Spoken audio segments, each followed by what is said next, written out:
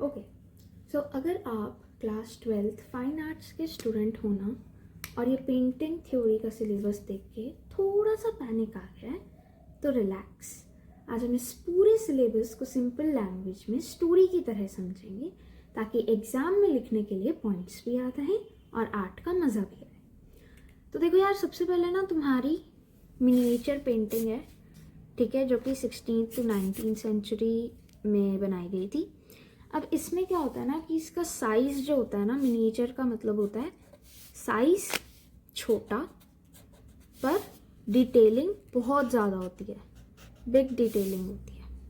इसमें जो brush strokes होते हैं ना वो बहुत ही ज़्यादा फाइन होते हैं, कलर्स नेचुरल होते हैं और मोस्टली इसमें किसके लिए होता है, किंग्स, क्वींस, भगवान, रॉयल लाइफ के लिए होता है। ठीक है, अब तुम्हारे जो इंडियन मिनिएचर स्कूल्स हैं उसमें 4 मेजर स्कूल्स हैं। ठीक है, कौन कौन से? राजस्थानी, पहाड़ी,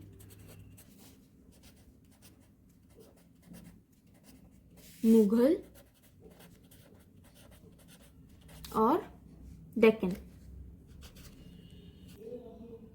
और एग्ज़ाम में हम इन्हें जज करते हैं origin, style, colours, emotions, technique और मोरल वैल्यूज़ के बेसिस पर। अब आ जाओ तुम्हारे राजस्थानी स्कूल पर। इसमें क्या होता है ना, फेसेस स्टाइलाइज्ड होते हैं बहुत ज़्यादा, आईज बहुत बड़ी बड़ी होती हैं और थीम्स कौन कौन सी हैं? रामायण, कृष्ण लीला होती है, किंग्स होते हैं, क्वींस होते हैं। और जो बनी ठनी पेंटिंग है तुम्हारी वो बहुत ज़्यादा इम्पॉर्टेंट है, ये मतलब करके ही जाना, बहुत ज़्यादा इम्पॉर्टेंट है। अब आ जाओ पहाड़ी स्कूल पर। ठीक है, इसमें ना पहाड़ हिल्स से इंस्पिरेशन लेते हैं बेसिकली। इसमें कलर्स सॉफ्ट होते हैं, ठीक है, थीम्स जो होती हैं इसमें भक्ति वाली होती है, भक्ति, और इमोशंस जो होते हैं वो बहुत ही स्ट्रांग होते हैं, जैसे कि लव, डिवोशन और जैसे बोलते हैं ना श्रृंगार रस।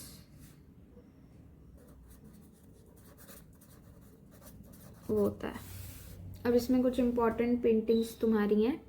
Krishna with gopis, Nand Yashoda and Krishna going to Vrindavan, ये सब है। फिर उसके बाद होती है मुगल स्कूल की। अब मुगल स्कूल की जो पेंटिंग्स होती है ना वो बहुत ही वो है, मतलब एक अलग लेवल की होती हैं जिसमें रियलिस्टिक, डिटेल्ड और रिफाइंड काम आया है। फिर शेडिंग और पर्सपेक्टिव एक्सप्रेशंस का यूज़ होता है और इसमें मोस्टली कोर्ट सीन्स, पोर्ट्रेट्स और रॉयल इवेंट्स थीम पे बेस्ड होती है ये। अब कुछ इंपॉर्टेंट वर्क्स जो तुम्हारे सिलेबस में है वो है Krishna lifting mount Govardhan, falcon on a bird rest, Kabir and Raidas, marriage procession of Dara Shikoh. फिर उसके बाद तुम्हारा डेक्कन स्कूल आ जाएगा। डेक्कन स्कूल बहुत मिस्टीरियस होता है, कलर्स इसमें ब्राइट होते हैं, गोल्ड का यूज़ किया जाता है, एक्सप्रेशंस बहुत ज़्यादा ड्रामेटिक होते हैं, ठीक है, और इसमें कोर्ट लाइफ से रिलेटेड होता है। इम्पॉर्टेंट पेंटिंग्स है इसमें हजरत निज़ामुद्दीन औलिया एंड अमीर खुसरो और चांद बीबी प्लेइंग पोलो। ठीक है, उसके बाद यूनिट 2 तुम्हारी है Bengal school and modern Indian art. इसमें सबसे पहले तुम्हारा नेशनल फ्लैग है, और नेशनल फ्लैग जो हमारा इंडिया का नेशनल फ्लैग है उसमें कलर्स का बहुत ही डीप मीनिंग होता है, जैसे कि सैफरन का होता है करेज एंड सेक्रीफाइस, वाइट का होता है पीस एंड ट्रुथ, ग्रीन का होता है ग्रोथ और अशोक चक्र लॉ एंड मूवमेंट।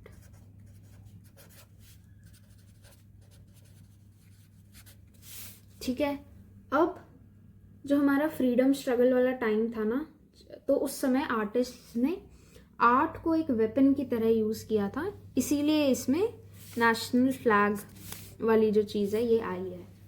ठीक है, अब तुम्हारा है बंगाल स्कूल ऑफ पेंटिंग में आता है ब्रिटिश आर्ट के अगेंस्ट एक इंडियन आइडेंटिटी मूव था। ठीक है, इसका स्टाइल सॉफ्ट था, स्पिरिचुअल था और इंडियन कल्चर को रिवाइव करने का एम था। इसमें कुछ इंपॉर्टेंट आर्ट वर्क्स हैं, जर्नीज एंड शिवन सती, राधिका, मेघदूत, ये सब हैं। तो तुम्हारी मॉडर्न इंडियन पेंटिंग्स हैं। मॉडर्न आर्टिस्ट्स ने रूल्स तोड़े थे, इमोशंस बहुत ज़्यादा इंपॉर्टेंट हो गए थे और रियलिज्म कम हो गया था। जैसे कि haldi grinders, mother Teresa, mother and child, Amrita Shergil हैं इसमें, जामिनी रॉय हैं, हुसैन सर हैं। और फिर कुछ ग्राफिक प्रिंट्स हैं। ग्राफिक प्रिंट्स बहुत सिंपल होते हैं दिखने में, बट उनका मीनिंग जो होता है वो बहुत ही स्ट्रॉन्ग होता है। और तुम्हारे सिलेबस में जैसे चिल्ड्रन है, देवी है, ऑफ वॉल्स है, मैन वुमेन एंड ट्री है। उसके बाद स्कल्पचर्स में क्या होता है, फॉर्म और इमोशन दोनों इंपॉर्टेंट होते हैं। फॉर्म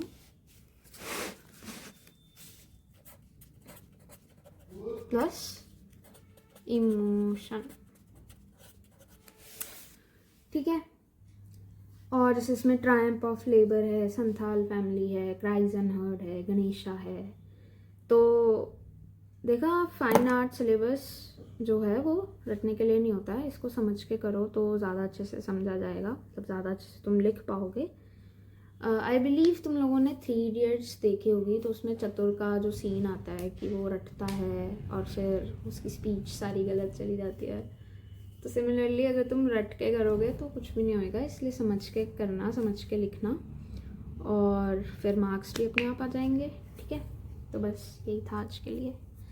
और बाकी इनकी फुल डिटेल्ड एक्सप्लेनेशन वीडियो भी आई विल डू, बट अभी के लिए इतना ही।